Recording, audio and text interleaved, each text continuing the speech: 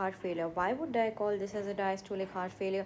As I explained you, diastole means that your ventricles are in relaxation, and as you can see, the ventricles are complete in relaxation. What happens is that the heart failure is basically taking place because of reduced blood to the left ventricle, and that is happening during the diastole, where the atrium are supposed to be contracting and they do not send a lot of blood due to the valve, which is very, very, very narrow.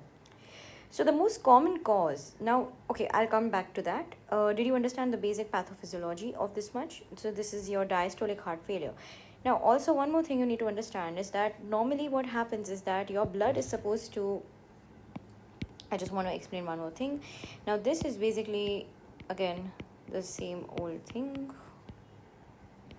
So now what happens is that your blood is supposed to be going from left atrium to the left ventricle, but due to some reason this blood is not being able to go. So over time what happens is that the blood basically just increases in the left atrium. It just increases a lot more in the left atrium because the left ventricle is not being able to get a lot of blood, and your body tries to compensate for that by just basically increasing the volume in the to push it into the left ventricle, but the blood is not going a lot into the left ventricle, and hence the blood just keeps on collecting in the left atrium. So as you see, you will see that, okay, oh my god, my blood is increasing in here, there's so much blood and so much blood, where will it go? It cannot send it ahead, so it has no choice but to just go to its direction where it came back from. So you, as you know, that it came from your pulmonary veins.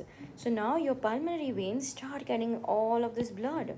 Okay, so I'm getting all of this blood, and now as you know that it is not just basically your pulmonary veins which has gotten the blood, but it is your pulmonary veins are basically connected to your lungs. So your lungs are right in here, and basically in your lungs you have this, as you know, this connection which is there. So here are your veins, this is your capillaries, okay, and this is your arteries. So this is your vein, this is my arteries.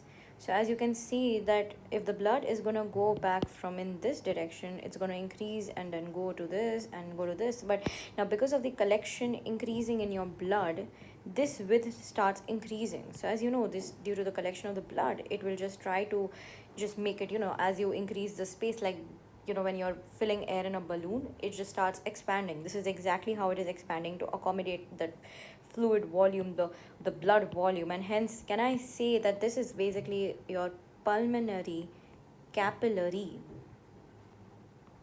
right, whose width is increasing. So pulmonary capillary width increases, which is also known as PCV, and I would like to say that this is basically due to the pressure. So the pulmonary width pressure increases. So PCW, if you see your textbook, this is a very specific term that is given. Your PCW starts increasing. So now if this is going to happen, I would like to compensate how. So now again, I would want, now this blood again is in the lungs. So now as you know that another thing which is connected from your lungs is your pulmonary artery. Oh my god. So now your pulmonary artery starts getting this blood, and then now they also have to push in, they accommodate the blood, and now it again goes back from here, and it goes, of course, as you know that you have your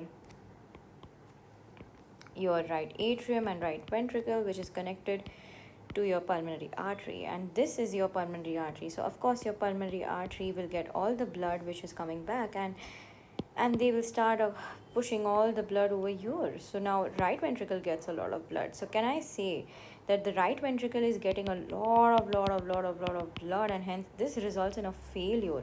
Now this cannot accommodate so much blood. Okay, what are you saying, pulmonary artery? How am I supposed to push in so much blood? You're just keep on, every single time you keep on pushing all the blood during diastole, you keep on pushing all that blood, and I'm not being able to collect that amount of blood, and hence this says that, okay, you know what, I'm just going to give up, and it goes in a right ventricular failure.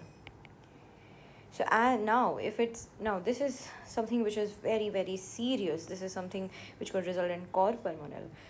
So this is a very serious condition. Okay, the person could die, and the right ventricular failure has a lot of features. Now imagine all that blood which is going back from the right ventricle, it goes into your superior vena cava. So I would explain it something like, okay, it goes into the right ventricle, it goes from the right ventricle into the right atrium, and it goes in your SVC, in your IVC. As we all know that our IVC is basically connected to our lung, to our liver, and if it's connected to the liver, the fluid collection starts beginning over here. Oh my god, this has gone all the way to the liver, and my liver starts getting congested. So can I say liver congestion takes place? Eventually, if you don't treat this patient, it results in ascites.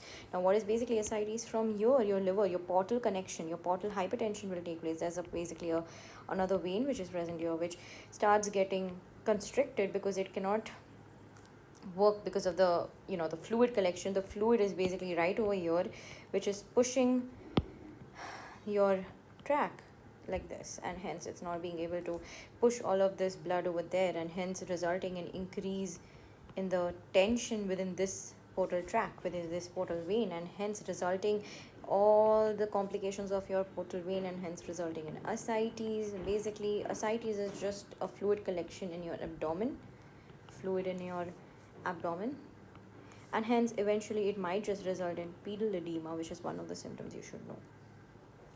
So if you read ahead these features, you will understand this is just the basic pathophysiology that I would like to cover. Apart from that, as you've already understand, also what happens, this lungs will also have some fluid collection. Obviously they will not just send it to the pulmonary artery, which will take over a very very long time. These lungs will also have a lot of fluid collection in them. So they will say, oh baby, I need to have, okay, that was weird, but I do have a lot of blood in, like I do have to collect this fluid in me, within me too, because I cannot just push it all towards you. So there is so much fluid collection, and there's lung in waters. Oh my god, will you be able to function in lungs? No. So what do you result this in? Sorry. So what does this result in? This obviously results in dyspnea, and hence again, features of your dyspnea is what you need to know. So what is dyspnea? Shortness of breath. Basically the person will not be able to breathe. So if you just read about the different features of dyspnea, which includes your PND, and it includes orthopnea, which is very very important. It's basically just different various positions, and based on your durations you have dyspnea. So it's basically just dyspnea, but based on the position and the duration, whether you're lying down, for example, on lying down you have orthopnea, which is worse than PND. PND is paroxysmal nocturnal dyspnea, which is taking place during night. So if you sleep around 1-2 hours, the patient will be sleeping, and after that they start experiencing dyspnea, and then they wake up and they rest by walking or standing next to a window, and that's when they feel better. So you should definitely read features. So as I already told you, this particular part, this entire pathophysiology that I explained you, this entire stuff that I explained you, this entire thing is basically known as backward failure. Understood? It's very simple. I don't have to explain you what does backward failure mean. It's just explained, it's self understood now at this point of time. So it results in backward failure, and I told you, when the left ventricle is not being able to send blood to the aorta and hence to the body, and hence resulting in fatigue and dyspnea and dizziness, this particular thing is known as forward failure. So as you see, mitral stenosis results in forward and backward failure. So this is basically the basic pathophysiology of mitral stenosis. I hope you guys like this video, and please like and subscribe. If you all want more videos, then I'll be continuing this series.